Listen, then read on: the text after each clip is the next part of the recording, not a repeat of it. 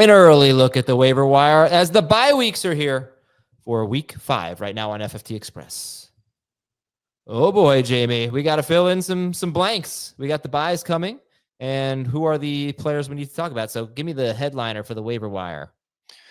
The headliner would be Woody Marks, coming off the game that he just had against the Titans. Hopefully he's going to be the lead running back for the Texans for the rest of the season, but I still assume Nick Chubb will get some work. It's not like Chubb was completely awful against Titans, so just keep that in mind that it might have a lot to do with who the Texans were playing. But clearly this is now 2 weeks in the making of Woody Marks getting work and a spark to their offense, and great matchup coming up against Baltimore in week number 5. So Marks would be the number 1 guy to get.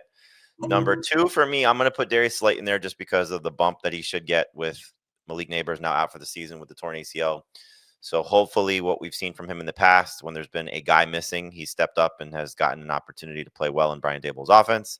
And unfortunately, he's not going to be Malik Neighbors, and we wish Neighbors was out on the field. But Jackson Dart will, I assume, lean on him quite a bit. Same with Wan'Dale Robinson, but clearly there's more upside for Darius Slayton. So he would be number 2. Number 3, let's see. Keeping in mind that we still have 2 games to go with Monday night, so in the event an injury occurs, there could be somebody that steps up in the 3rd spot. But for right now, number 3 for me will be Kenneth Gainwell, just with the game that he just had against the Vikings, the potential of Jalen Warren maybe missing more time coming off the bye week. They are in a bye in week 5, but I would assume that he's going to get more work moving forward after what he just did with over 30 PPR points. He was absolutely fantastic stepping in for Jalen Warren against the Minnesota Vikings. I guess there's not really a waiver wire play unless you think Harold Fannin or Isaiah Bond or something like that would step up. But we are seeing now that Cedric Tillman is going to miss weeks with his hamstring injury. Anything for Cleveland? I would say Isaiah Bond. I'm so just full disclosure. I'm going to give you lists of wide receivers and tight ends, which I'm currently writing. I've already written the running backs and quarterbacks, so I have a little bit more knowledge of those 2 positions. But in terms of the wide receivers, Isaiah Bond right now is number 5 for me in terms of the wide receiver priority list. So it's Darius Slayton 1, Romeo Doubs 2, Jalen Coker 3, Io Manor 4, and Isaiah Bond 5. Okay, so then we'll and the joke at this point, like I don't know what we can expect. I know it's really stinks. By the way, so it's Atlanta, Chicago, Green Bay, and Pittsburgh on a bye next week. Atlanta, Chicago, Green Bay, and Pittsburgh on bye. Just really awkward situation with Kenneth Gainwell. It's like, did he just usurp Jalen Warren? We'll find out. I think we're thinking no, but we'll have to wait a couple of weeks to find out. It is worth noting, I didn't mention this yesterday, Jalen Warren had a career high in carries in week 3, and he got a knee injury.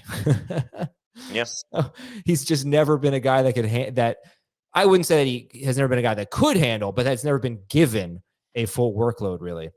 Let's talk about quarterbacks then, since you've already written that. Who are the quarterbacks to get? So right now it's kind of pending with an asterisk, but Tua Tagovailoa would be number 1. Gets the Carolina Panthers in week 5. We'll see what he does against the Jets on Monday night, but anticipating him doing well, just give him the matchup. And I think just hopefully building off of what the Drake May performance was against Carolina's defense. I don't think Carolina's defense is one to fear, and Tua probably going to throw a lot. So, or throw enough where the opportunity is there for him to be a borderline starter in the majority of leagues. Marcus Mariota would be next just because of the potential absence of Jaden Daniels once again. Mariota, 4 games now over the last 2 years where he's played significant amount of snaps for the Commanders, 4 games with 20 or more fantasy points. So taking on a little bit of a challenging matchup, I would say, in week 5 against the Chargers. But still, I would trust him, especially since they just allowed Jackson Dart to run for 54 yards. Mariota certainly has that in his bag, so he would be number 2.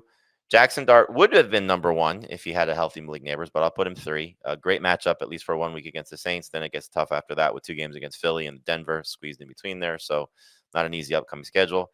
And then I wish he was playing better from a fantasy perspective. He's definitely playing very well from a real life perspective. That's Sam Darnold. And he just hasn't had a big fantasy outing yet, but 3 straight games of 18 or more points with a high of 20. So you see the range that he's kind of living in. The matchup this week for him is not exactly terrible against Tampa Bay. So if you want to buy into him, I think you can use him as a low-end starter, but I think the upside favors, at least for this week, Tua, Mariota, and Dart over Darnold. Yeah, I'm interested in Darnold. He hasn't thrown more than 33 passes in a game, but he's also only thrown more than 26 passes once. But he is just playing really well. The Bucs are difficult to run on every year, The Bucks tend to score a lot of points. So I'm hoping this is a game where they're going to have to throw more. But you gave some pretty good names. Like, I would definitely start him over Jackson Dart next week. Against Saints? Yeah. He threw for 111 yards yesterday. I have really no confidence in him without Malik Neighbors. Like, zero. I know he's going to run the ball, but I think the throwing could be a real problem.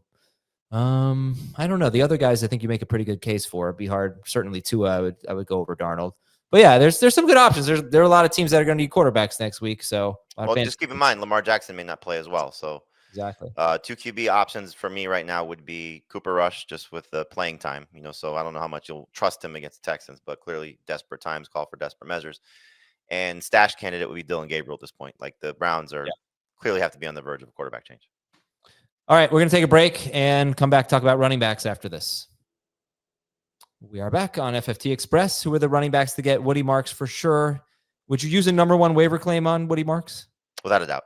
I was trying to think, I know, because you're going to ask us tomorrow in terms of fab. Like, this is the first guy in a while that I've gone north of like 15%. So 25% is what I put in there, just to be a little conservative. But it wouldn't shock me if, we're 5 weeks into the season, you've been saving it, you might spend 50% just to get a running back who has some life, some potential. Thankfully we haven't had that major injury yet. I know I'm probably jinxing it with the games Monday night, but really haven't had that major here. Oh no, forget that. We absolutely have. Never mind. James Conner. Yeah, and Najee. Okay, good. So we've not good, but you got me. No, yeah, you can't jinx it. It's already happened. Yes, I can't jinx it. That's what I meant good by. Not good that Connor's hurt. We already done that on that show. So in the case of spending your fab on this position, like, Woody Marks didn't need an injury. He just looks like he's taking the job. Gainwell is the second best Steelers running back going forward. What do you think? He's either the second best. Is he the best? You want to find out, right? So you should clearly go pick him up, stash him, ride this out through the bye week. The Steelers may say to Jaylen Warren, hey, get yourself right. We're okay, until you're 100% healthy. Don't rush back. So I think, good spot for him. Justice Hill would be the third guy for me. Just looking at the situation right now, that negative game scripts, if you want to, could impact the Ravens, and looking at him as a potential flex, he has, I think it's going to get number 8 catches in the last 2 weeks. So getting more involved in the passing game, again, probably has to do with how the games are going for Baltimore, but not a bad stash candidate there. And then we got the news today that the window's open for Tyjae Spears to return to practice. Hopefully that happens. I don't know how many times we need to keep saying this. We've been saying this now for the better part of at least 3 weeks, to get people aware of this. So it may not happen this week. The Titans offense is awful. I don't know how willing you are to start him. I always fall into this trap. I don't know about you, but like, we have IR spots in almost all the leagues we play together. I do it in almost all leagues, and I'm the commissioner. The minute that he comes off of IR, you're going to have to probably make a tough choice. Sure. In some leagues of, do I stash him and hold him, or do I drop him? And based on how the Titans offense is, you may just have, okay, I'm glad he's back, but I can't see this out. And look, it seems like their offense could get better, but the only way you're going to trust the running back in this offense, this Titans offense, is if he has all of the touches. And even with all of the touches, Tony Pollard has barely been startable. So if they're splitting, even if it's a 65-35 split, that's going to be horrible for both of those guys. So, but I obviously have Spears on an IR spot. Look, you just never know. I mean, Pollard could get hurt in the next 2 weeks, and then Spears comes off. So you have to put him in an IR spot. Yep. By the way, we had an update today on Joe Mixon. D'Amico Ryans said that he's not ready to return at this time. And then Aaron Wilson, who covers the team, said, per sources, it will be much longer, if at all, for Mixon to get back on the field this season. Wide receivers, you already gave the list. Just want to run through it again. Yep. It's number 1 would be Darius Slayton. Number 2 would be Romeo Doubs. I think those two are probably obvious just based on what Doubs did against the Cowboys and what Slayton's potential role could be. Jalen Coker's window is now open to return. Now, we haven't had news on that he is going to start to practice, but he's now eligible to return in week 5. I'm still going to put in claims if he's available, and I need receiver help with now more injuries at the position. For Io Manor, he did have 7 targets, so clearly they're trying to get him going. Calvin really looks lost at this point, so Io Manor may continue to just get more opportunities and work. Isaiah Bond would be after him, just with the uptick in playing time that we've seen the last couple of weeks. Now the Tillman injury. Luke McCaffrey We don't know when Terry McLaurin's going to return. McCaffrey had another nice play for the Commanders in their loss against the Falcons. And then I don't know which 49ers receiver is going to be healthy on Thursday night. I don't know if we're going to get Pearsall, if we're going to get Jennings, if none of them are going to play. George Kittle can't return until week 6. And so DeMarcus Robinson, it'd be the one that I would look at over Kendrick Bourne, who had a bad drop. So desperate times, DeMarcus Robinson, first game back, maybe he gets his feet wet, and now it's a revenge game for him taking on the Rams. By the way, Tyler Lockett, I saw this tweet from Jacob. Tyler Lockett has basically supplanted Calvin Ridley. I don't know if Ridley got hurt, but he ran 12 routes yesterday. Lockett and Io Manor ran about 90% of the routes, 27 for Lockett, 26 for Io Manor. Weren't a lot of routes. Calvin Ridley ran 41% of the routes. He may just be getting benched. I don't know. Or maybe there was some other reason for it. Tight ends to pick up?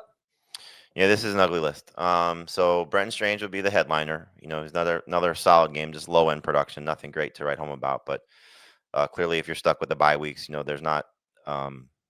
There's three decent starting options missing in Kyle Pitts, Tucker Kraft, and I guess just those two. Kyle Pitts and Tucker Kraft are off this week, so you might need a replacement in those formats, certainly for Kraft. So Strange would be the number one guy to add.